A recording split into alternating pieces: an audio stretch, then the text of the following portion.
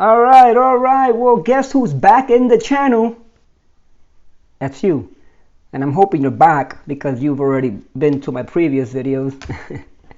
But if you haven't, go check them out. I am here in my beautiful room, relaxing, enjoying my coffee as usual, and hanging out with you guys. As you guys are aware, we have been doing some theological divings into topics like religion and revelation and scripture and so on. And so here's what I wanted to do that's kind of different today, or tonight rather. I'm gonna actually talk about my life, from growing up, my childhood and stuff, and how I got to where I am now. And so that's what I wanted to do. So I literally did I started doing this a few minutes ago, and I did like 4 or 5 minutes, and I'm into the video, and all of a sudden the video froze, so now I have to redo it again. So go figure, and it might even happen again. So anywho, so I'm kind of hesitant to put any videos out there about myself, because even my closest friends can tell you that I don't usually like to talk about myself, and there's a reason for that. Being Spanish, being Puerto Rican, you know, I know my culture well. I know our churches well in Puerto Rico, and the churches in Latin America, if you will, are pretty much the same. A lot of them are very similar in that whenever you go to a church service. So here's what happened to me several years ago. I was in Puerto Rico, and my mom invited me. My mom, my aunt, my mom, my uncle, and my grandma invited me to their church. So I said, yeah, definitely, let's go. So when I went there, needless to say, it was like 3 hours long, the service. But here's what happened, and it's almost like I should have known this. Obviously, I knew it, but this is typical in Puerto Rico. So here's what happened. Like, you know, the pastor gets up, and after a lengthy, you know, worship and music and all that stuff, well, the pastor gets up, you know, and grabs the microphone, and then he'll call on somebody. Oh my goodness, my phone wants to go off now. He'll call on somebody, and he'll be like, for example, Doña Alejandra is gonna come up front, and she's gonna share her testimony. And so that's a common theme in the churches in Puerto Rico, because what ends up happening is, like, everybody wants to go up front and give their testimony or their story as to how God saved them and to how all of the good stuff that God has done for them. And there's nothing wrong with that. But there's a real sense in which I don't really go to church to listen to 1,000 stories. In fact, there's a sense in which I don't really go to church necessarily to hear stories. And what I mean stories, I don't mean like fairy tales, but like I think there's a season for that. I think there's a season for giving your testimony, and it could be so that it could be even in a pulpit. But when it's a constant theme, and in one service that lasts over 3 hours, you're going to have 3 or 4 people going up there for 10, 15, 20 minutes each, telling about, oh, look at, you know, all the stuff God did in my life, and look at me and stuff. And to me, so what that did for me, and has continued to do for me, is that it kind of makes me shy away from talking about myself, because I don't want to make it about myself. I would rather point to God than to have people like, oh, look at me, and look at, you know, there's, like I said, there's a place for that. There's a biblical warrant for that as well, right? To tell of the good things that God has done for us. So I'm not bashing that. I'm just saying, like, I tend to to kind of want to refrain from talking about myself, which is another error, right? We're supposed to share our testimonies, but a lot of my friends, my very, very close friends, will even tell you that they don't know much about me themselves, like as far as like my childhood and so on and so forth. But I wanted to take the time to go ahead and do that, and I'm hoping that in any of what I say, in anything of what I say about myself, that it is not pointing to how great I am, but rather that it is pointing to how good He is, and how without Him, obviously none of us would be here. But I wanted to show that all of the ways in which He has like been unbelievable. So this is what I want to do. I want to format, I've already been 5 minutes into the introduction, but I want to kind of format this into perhaps several different videos, several different length, or several 2 or 3 videos of my biography, if you will, short ones, maybe from when I was 0 to 10, from when I was 10 to maybe 25 or whatever, and then from when I was 25 to now. So that's kind of maybe what I'll do, but I'll play it by the ear. In the meantime, let's go ahead and start. So I was born, oh, this coffee's so good, oh my goodness. I was born in New York, in Brooklyn, New York, and I was born in 1977, so yes, you do the math. I'm 42 right now, gonna be 43, but so I was born in 1977, both of my parents Puerto Rican, and I was born in New York, and so technically that makes me, according to people, it's a New Yorican, right? That's what we're called, New Yorkers. But at any rate, so I was born in New York, and I was a middle child.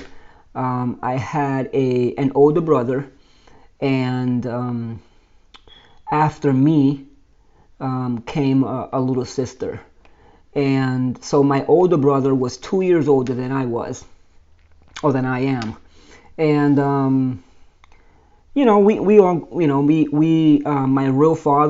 my real father left my mom when I was 5. They kind of broke off, and so I was pretty much fatherless as a 5-year-old boy. My brother was 7 at that time, and so as a 5-year-old boy, I was fatherless, and my real father had abandoned me. And so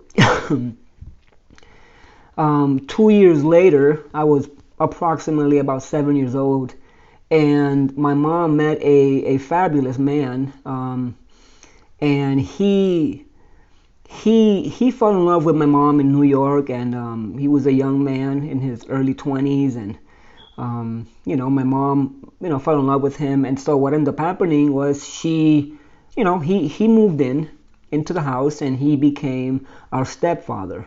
And my real father was never ever in the picture. It's not like he came to see us at any time. He literally he vanished, even though he was still in New York. And my father used to be a butcher. He used to work as a butcher, and he made a lot of money doing that kind of job or that kind of work. But my stepdad was not so. My stepdad didn't have much money, but yet he was an amazing worker. I mean, this guy was unbelievable. He had 2 jobs that I remember at that time, 2 full-time jobs. He was working at a factory making sofas. He would make sofas and furniture and all that stuff.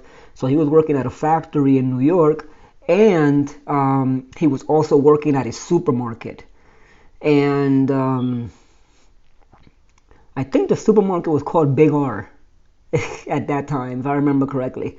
But anyways, he was working at a supermarket, and on top of that, he also was going to college. So, great man, very charismatic, but very, very strict insofar as like he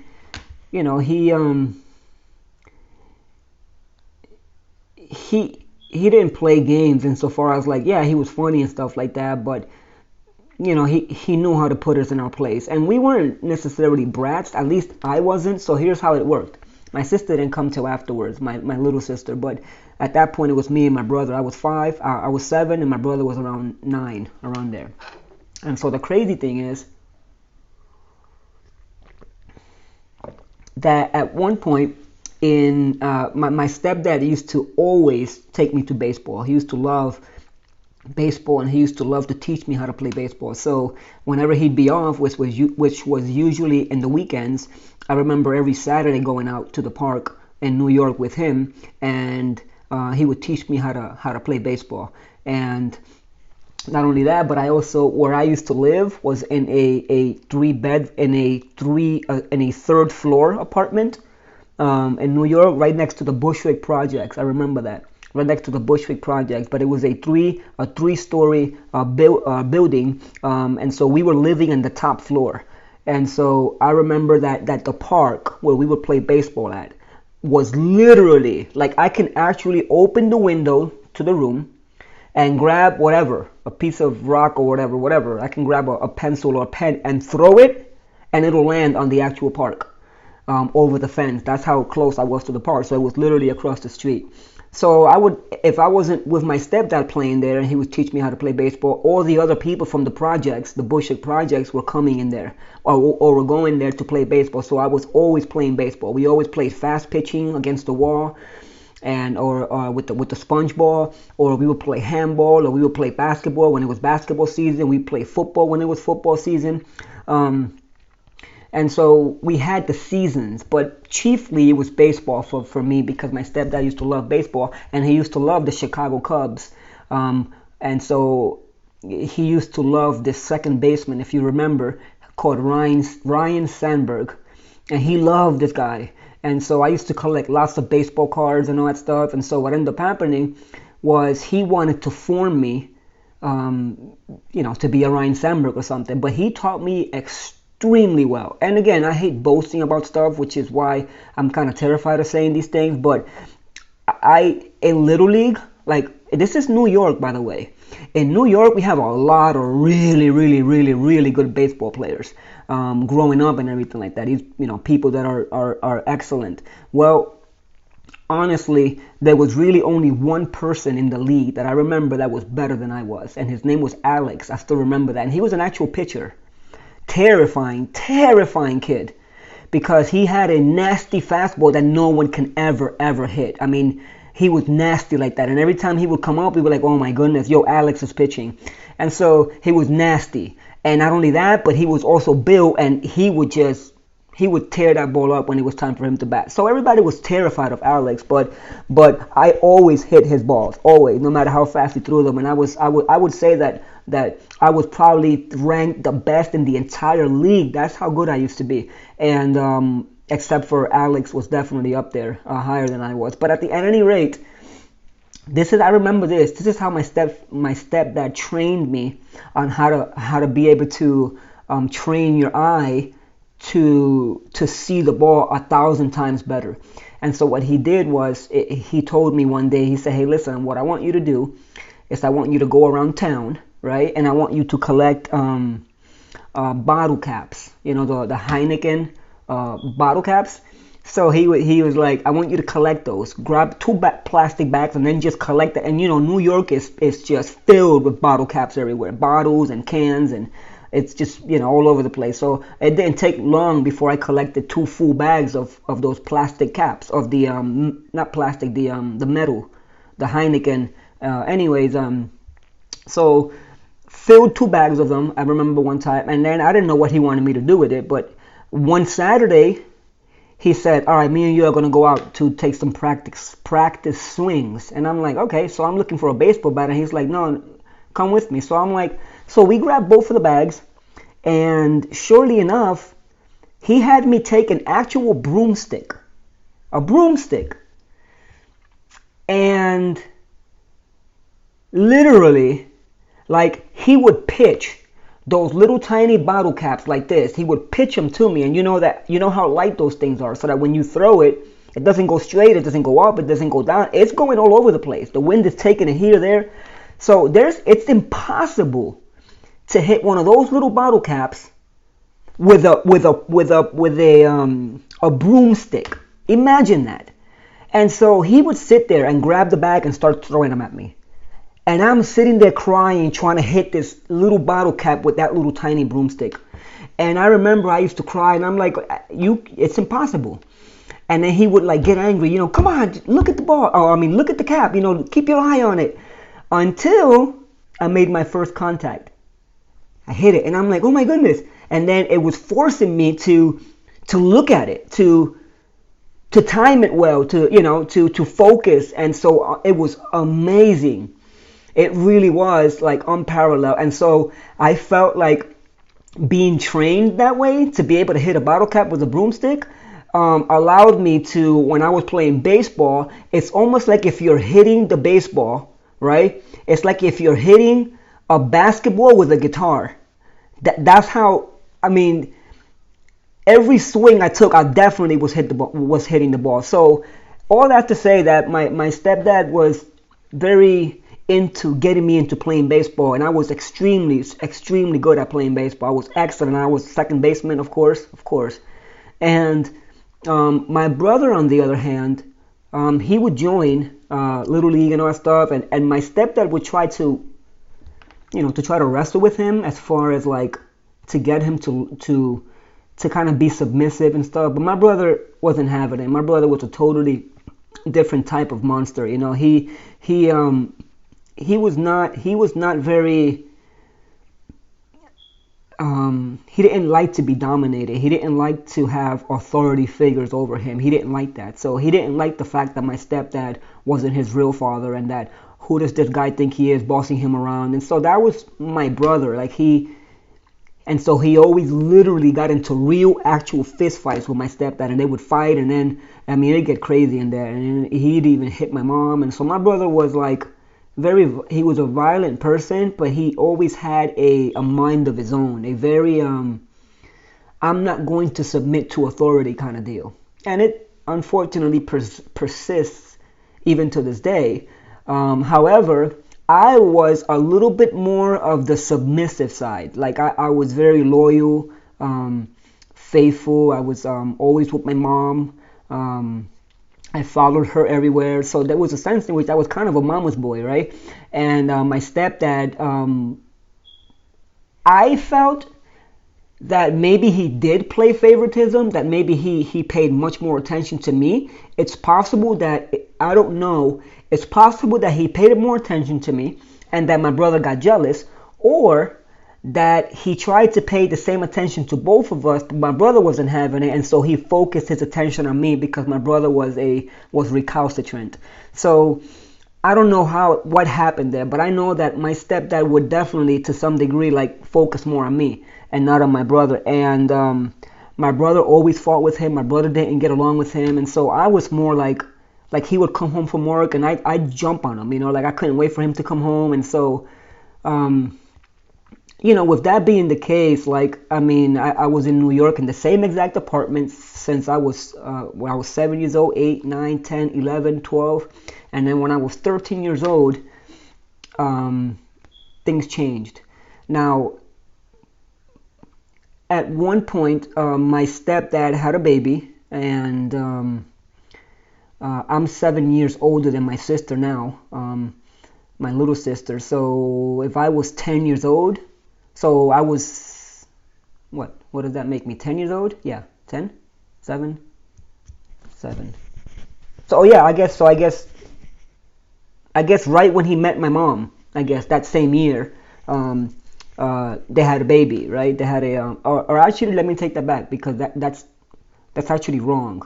My stepdad didn't meet my mom when I was 7 years old. My stepdad had already met my mom before that. So they were already going out, except that when I was 7 years old, we moved in together. In other words, he moved in with my mom when I was 7. So let me take that back.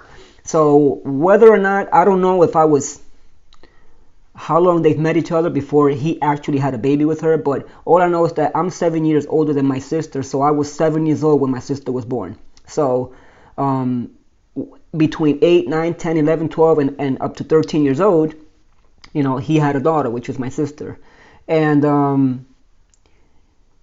the crazy thing is, like here's what shifted. Here's what happened. Like, everything was going well. Everything was going good. You have a typical family at home. Like we weren't super poor, but we also weren't super rich. I never had my own room. I always shared a room with my brother. My sister had, when she was born, she had her own room because there was really only one bedroom, two bedrooms in that apartment. And so my sister got the one room, and then me and my brother basically slept in the couch always, and so in the living room. But what happened was, when I was 13 years old, my mom ended up moving. My mom and my stepdad and all of us, basically, we ended up moving to Puerto Rico. Now, my brother had left first. I don't remember why he left first to Puerto Rico, but he was already in Puerto Rico, and then we followed afterwards. So I was 13. My brother would have been 15 at that time. Now, here's what's crazy. Up to that point, wow, I'm already 20 minutes into this. Well, check this out. Maybe I shouldn't continue then, because I'm already 20 minutes into this, and I did say that I was going to talk until I was 10. And so I take that back. I'm going to talk until I'm 13. Because at 13, this is when I moved to Puerto Rico, and everything goes downhill from there. And I mean it, like downhill, in one sense. Because God still had a plan, right? But anyways, let me go ahead and end this video right here. Thank you so much for listening. I will get back and come back with a part 2. And here's my trajectory. I think that I'm going to do 3 more videos maybe. The next one is going to be from when I was 13 to 18, which was a huge aspect of my life. And then from 18 or 19 around there to like I was 27, which was another huge turning point in my life. And I mean major, if not, actually, let me take that back. The most major turning point. Does that make sense? The most major turning point? Anyways, at age 27-ish, that's when everything completely changed ridiculously. So let's do that. Let's do 3 more videos. Again, from 13 to 18, from 18-ish to 27, and from 27 to current. So thank you guys for listening. I hope that this was, I don't know, that's obviously not edifying, but at least you guys get to know me. You guys get to know where I came from, my roots, and my living conditions. We did have, like I said, a relatively okay upbringing. We weren't super poor. We had stuff to eat and stuff. So, but it wasn't until we get to Puerto Rico that, again, everything goes downhill. So thanks for tuning in. I hope these things are an escape, if you will, from theology and the big thinking maybe. But I enjoy doing this, and again, I'm hoping that this is not trying to glorify me, but rather to point to our Creator, who is always good and blessed forever. May His face shine upon you, may He be gracious to you, and may He give you peace. Amen.